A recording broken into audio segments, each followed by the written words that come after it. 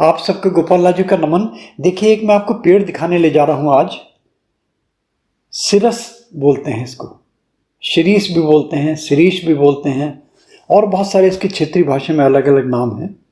हिंदी में जितनी provincial languages हैं, हर प्रोविंस में इसके अलग अलग नाम हो सकते हैं, है ना। दारश बोलते हैं, सरसडो बोलते हैं, शिरिक बोलते हैं, चिचोड़ा बोलते हैं, शामी बोलते हैं, शोमी बोलते हैं, शेमी बोलते हैं, जंडी भी बोलते हैं। मैंने बताया ना, अलग अलग प्रोविंस में इसके अलग अलग नाम हो सकते हैं।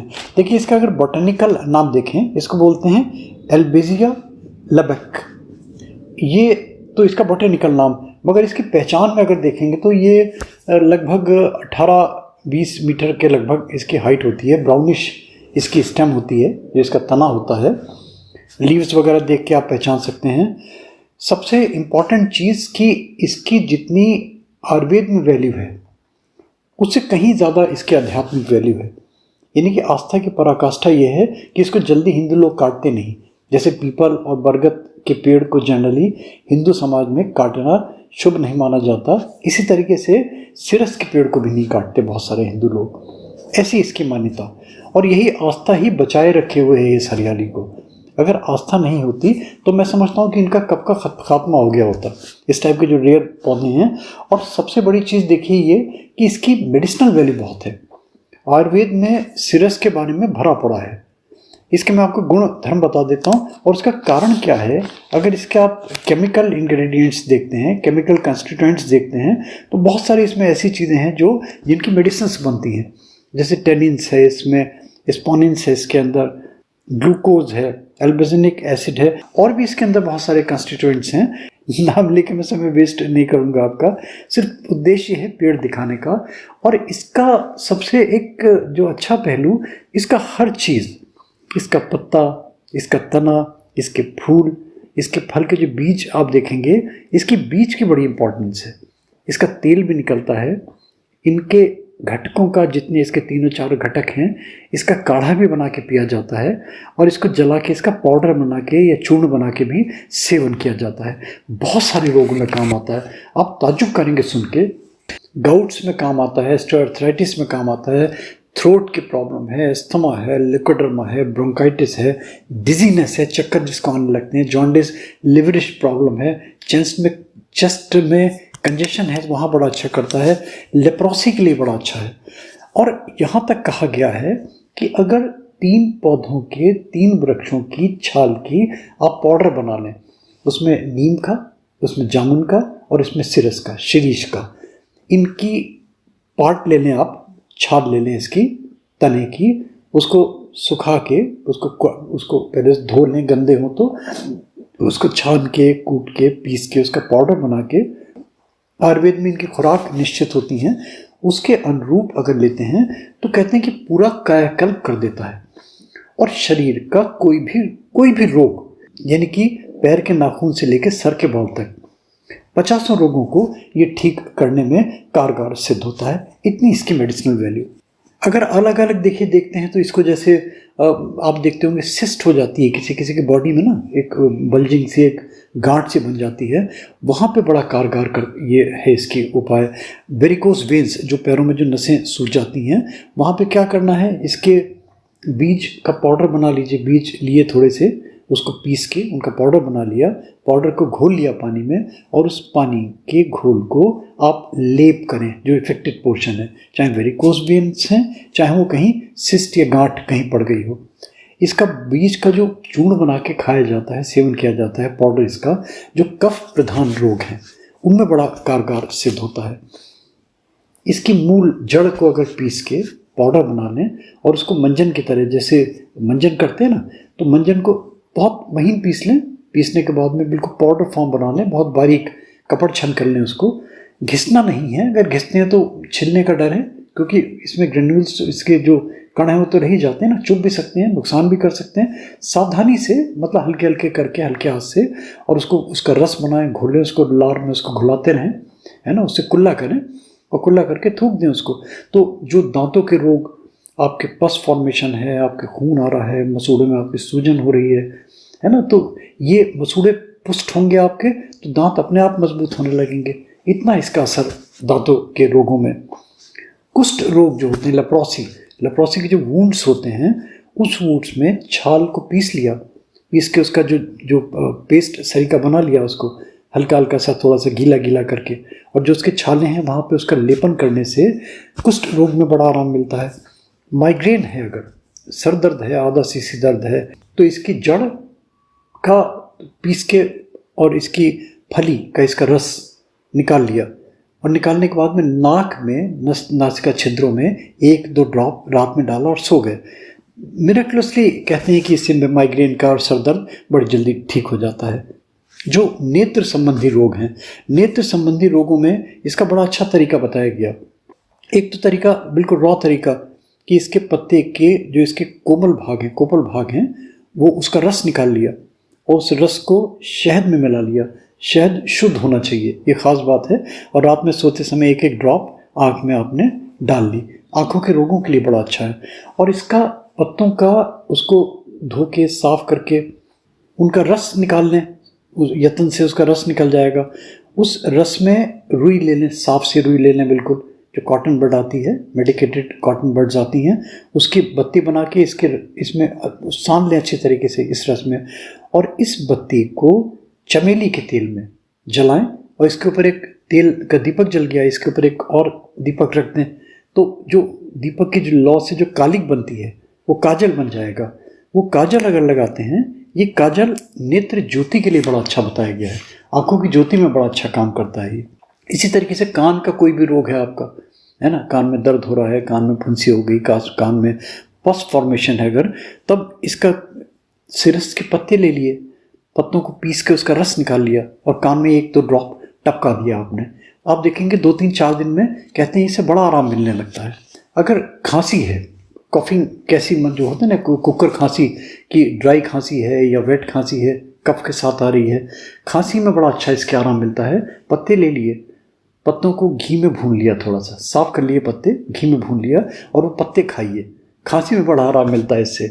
जो अंडकोश में सूजन आ जाती है या बॉडी में कहीं और भी स्वेलिंग आ जाती है ना, किसी भी कारण से आ सकती है, चाहे वो चोट की वजह से हो या कोई और कोई इंटरनल कोई प्रॉब्लम की वजह से हो, किसी भी कारण से स्वेलिंग आ जाती है अगर पैरों में या किसी भी अंग में, इसके फूल ले लिए, फूल को पीस लिया, पीस के उसका पानी में लेप बना लिया, हल्का सा ठंडा है तो गुनगुना कर लिया, और गुनगुना करके जो इफेक्टेड पोर्शन है या अंडकोश है जहाँ सूजन दिखाई दे रही है उसमें लेप किया और सो गए रात में।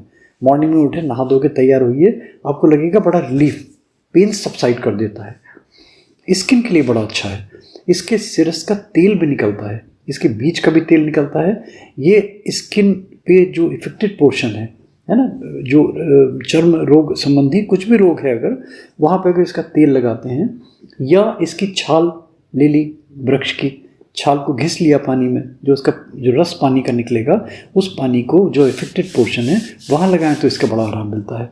देखिए, एक इसके बीज का सेवन जो करते हैं बाजीकरण के लिए करते हैं।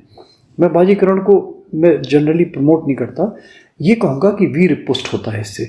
अगर वीर पुष्ट होगा तो व्यक्ति फौलादी शरीर बन जाएगा, आदमी को शक्तिवान बनाएगा, आदमी में एक एनर्जी की एक बिल्कुल नई आभा दिखाई देगी कि सारे का सारा बॉडी इसके अंदर एनर्जाइज होने लगा। इसके तरीका क्या होता है, बीज का पाउडर बना लिया और गोद दूध के साथ लिया जाता है, उसको घी में भी बहुत सारे गाय के घी के साथ उसको मिला लिया और वो चाटने के बाद में गाय का दूध पी लिया। ये बलवर्धक है, बहुत ही ज़्यादा एनर्जी देता है। जो कमज़ोर व्यक्ति हैं उनको लगने लगेगा कि एकदम से एनर्जी आ गई उनके अंदर।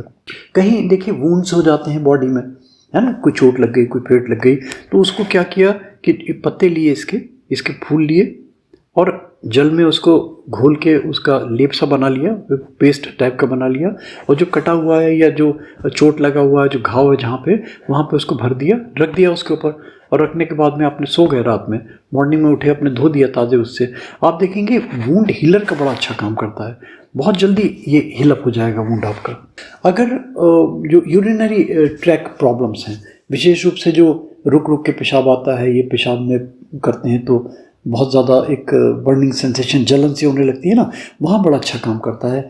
दही और लस्सी या लस्सी के साथ, खट्टा नहीं हो, ये ध्यान रखना है, मीठा ताज़ा फ्रेश दही मिल जाता है, उसकी लस्सी बना लेते हैं, उसमें इसके बीज का, सिरस के बीज को पीस के पाउडर बना के 2-3 उसके अपने अंश चम्मच के बराबर डाल लें, एक तो वो तरीका।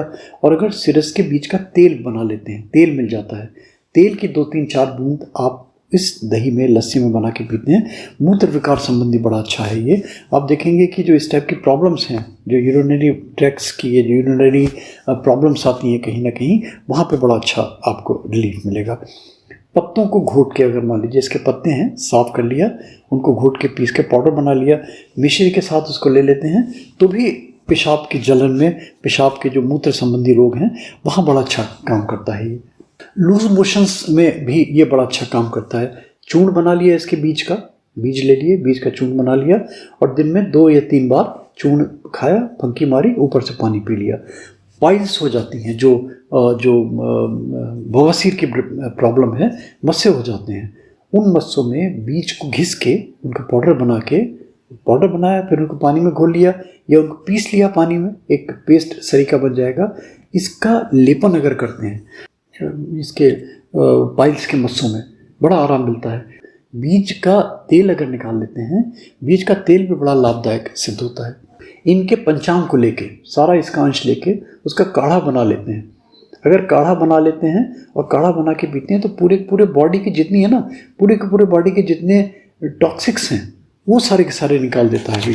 उसका कारण क्या है? देखिए, इसकी इतनी जो मेडिसिनल वैल्यू मैं बता रहा हूँ आपको, देखिए एंटीऑक्सीडेंट है ये, सबसे बड़ी चीज़ इसमें क्या है, ये एंटी माइक्रोबियल है, एंटी बैक्टीरियल है।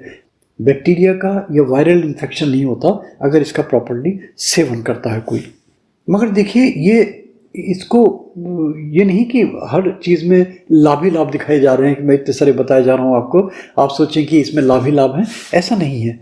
ये पेट को ठीक भी करता है और पेट में परगटिव का काम भी करता है। मान लीजिए आपने अगर गलत तरीके से ले लिया, तब ये पेट में आपको नुकसान भी करने लगेगा। क्या होने लगेगा? डिसेंट्री हो गई, ये लूज मोशंस होने लगे। लूज मोशंस ठीक भी करता है। गर्म तासीर है इसकी। पित्त प्रधान व्यक्ति जो हैं, उनकी जो तासीर पित्त प्रकृति की जो हैं उनकी, वो अगर मान लीजिए लेते हैं तो वो नुकसानदायक सिद्ध हो सकती है।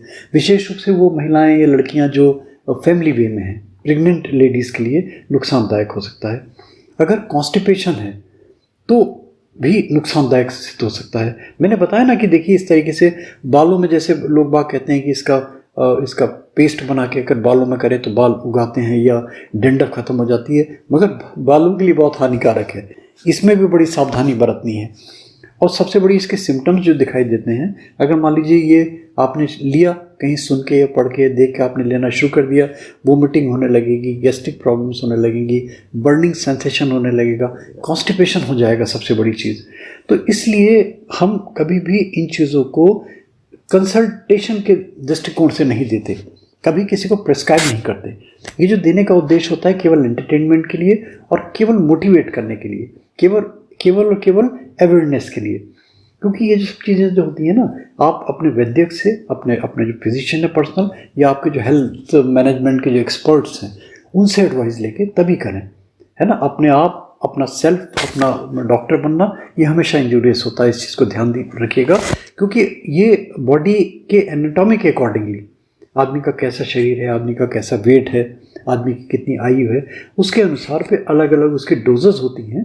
फिर वैद्य या डॉक्टर रोग के अनुसार, आयु के अनुसार, व्यक्ति के अनुसार, फिर वो निर्भर करता है कि कितनी डोज दे, किस मात्रा में दे, किस तरीके से दे, किस चीज़ में दे, वो सारी चीज़ें फिर वो निर्धारित करी जाती हैं। तब फिर इसका पूर्ण लाभ आपको मिलेगा। ऐसा नहीं कि आपने देखा और सुना और आपने स्टार्ट करना शुरू कर दिया। ये तो जस्ट हमने बताया ना कि अवेयरनेस के लिए और एंटरटेनमेंट के लिए। और बस एक रिक्वेस्ट, अच्छा लगे तो लाइक करें, सब्सक्राइब करें, फॉरवर्ड करें, नोटिफिकेशन बेल में प्लीज़ क्लिक जरूर कर दें।